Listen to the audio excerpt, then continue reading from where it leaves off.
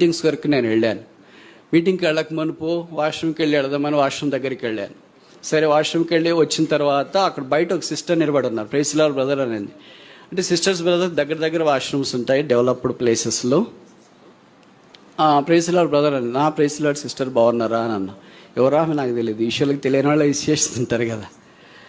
Brother ఇప్పుడు నేను వచ్చిన ఫ్లైట్లో మీరు వచ్చారు కదా అని. షాక్ నాకైతే, మనల్ని ఇంత అబ్జర్వ్ చేసేవాళ్ళు ఉంటారా అనుకున్నాను. నాకు మాత్రం ఎవరు కనిపించలేదు. అవును సిస్టర్ మీరు వచ్చిన ఫ్లైట్లోనే వచ్చాను, ఇప్పుడు అదే ఫ్లైట్లోనే వచ్చాను. మరి మీరు ఫ్లైట్ దిగేసి అప్పుడు ఇంత తొందరగా ఎలాగ వచ్చారంటే వచ్చేసాను బ్రదర్ అని. ఎక్కడి నుండి ఎక్కడి దాకా అంటే పలానా దాకా ట్రావెల్ చేశానని. మరి ఇప్పుడు ఏం చేస్తున్నారు మీరు అని అంటే, ఇక్కడ చిన్న పని ఉంటే ప్రభు కొరకు చేశాను బ్రదర్ అని. ఏం చేశారు సిస్టర్ అని చూస్తే చేతికి ఆమె గ్లౌజెస్ ఉన్నాయి, ఒక బ్రష్ పట్టుకునింది, ఫినైల్ బాటిల్ అది ఏదో బకెట్ పట్టుకునింది. ఇందాక వాష్రూమ్స్ టాయిలెట్ క్లీన్ చేసి వచ్చాను బ్రదర్ అనింది. నా కళ్ళు చెమ్మగిల్లాయి, ఉదయం ద్రవి పంచినట్టు అయిపోయింది, వెంట్రుకలికి పడుచుకున్నట్లు అయిపోయింది. మొత్తానికి నేను ఫ్లైట్లో ఒక సహోదరి ట్రావెల్ చేసింది అని అంటేనే అంత సామాన్యమైన వాళ్ళు కాదు కదా.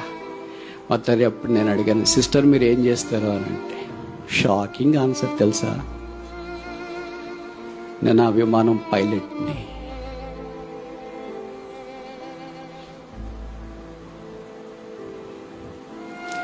ఇలాంటి కొన్ని మేము పరిసరికి వెళ్ళినప్పుడు వింటుంటే మాకు గుండెలు పగిలిపోతుంటాయి. What is this god? విమానం పైలట్టా? ఈ విషయాలకు పైలట్ ప్యాసింజర్లు చూసే అవకాశం లేదు, బట్ ఎలాగో చూసేశారు. కానీ పైలట్ అయిపోయిన తర్వాత ఖాళీ స్థలంలో 5 స్టార్ హోటల్ అకామిడేషన్ ఉంటుంది. 5 స్టార్ హోటల్ అక్కడ ఉండొచ్చు, తిరిగి మళ్ళీ ఫ్లైట్ ఉద్యోగం దాకా. కానీ she came all the way to the prayer house. Airport నుండి నేరుగా ప్రార్థన మందిరంకి వచ్చింది. ట్యాక్సీలో శుభ్రం చేసింది, పట్టుకొని నిలబడింది. ఇప్పుడు నేను అనుకున్నా, sister I do not deserve to preach. మిమ్మల్ని చూసిన తర్వాత నాకు అనిపించింది ఏంటంటే, నేను బోధించడానికి యోగ్యుని కాదు. Please you can start preaching. ఇప్పుడు మీరు బోధించవచ్చు. ఏం మాట్లాడాలా, ఏం మాట్లాడాలా? మన చిన్న టీచర్ ఉద్యోగాలు, ఇంజనీరింగ్ ఉద్యోగాలు, డాక్టర్ ఉద్యోగాలు, చిన్న చిన్న ఉద్యోగాలు చేసుకుంటూనే మనకి ఏమీ చేత కాదే. గాలిలో తిరిగే వాళ్ళు చీపురు పట్టుకుంటున్నారు, ఫినైల్ బాటిల్ పట్టుకుంటున్నారు, బస్సులు పట్టుకుంటున్నారు, తిరుగుతున్నారు. తెలిసి ఎక్కడో అనుకోవద్దు, నా కళ్ళకి తారసపడ్డ వాళ్ళు. దేవుడు అలాంటి వాళ్ళకి అన్యాయం చేస్తాడని మీరు అనుకుంటారా? కీడు చేస్తాడని మీరు అనుకుంటారా? ఆశీర్వదించుకోవడం మానుకుంటారని మీరు అనుకుంటారా? ఇంకా తర్వాత ఎంత ఇంటర్నేషనల్ ఫ్లైట్ పైలట్ అయిపోతారు, ఇంకేమైపోతారు? I cannot use, I cannot guess. నేను ఊహించుకోలేను. యేసుక్రీస్తు అందరికి ప్రభు, పక్షపాతిగా దేవుడు ప్రేమించి చదువు, ఉద్యోగము అది ఇది ఇస్తే ఇప్పుడు అవే మనకు ఆటంకాలు అయిపోయినాయి.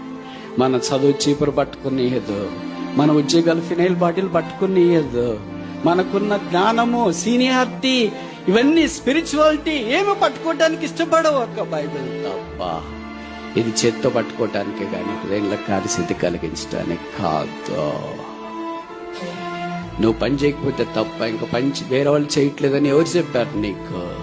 విమానాల్లో పైలట్లు దిగి పని చేస్తున్నారు దేవుడి కొరకు. నువ్వు నేనంత దారముడి పోయి దానిలో తుక్కారు రా.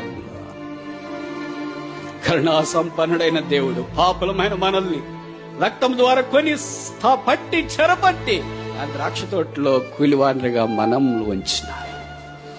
ఇది నా నాయన యొక్క పని కొరకై, సేవ చేయట కొరకై పూనుకోవడం మన గురుతరమైన బాధ్యత కదా. శరీరము అను దేవాలయం. ఆ దేవాలయములో నేనెంత సేవిస్తున్నాను, దేవాలయానికి అంత క్షేమం కలుగుతుంది. నేనంత సేవించలేము. ఇంట్లో అంతే కదా, తల్లి ఎంతో మందికి సహాయం చేస్తుంది, భర్తకు, పిల్లలు, ఇరుగు పొరుగు అందరికి సేవ చేస్తున్న వాళ్ళు అందరూ ఇక్కడ దాకా వచ్చింటారు. ఏం లేకుండా ఉంటే రాలేరుగా.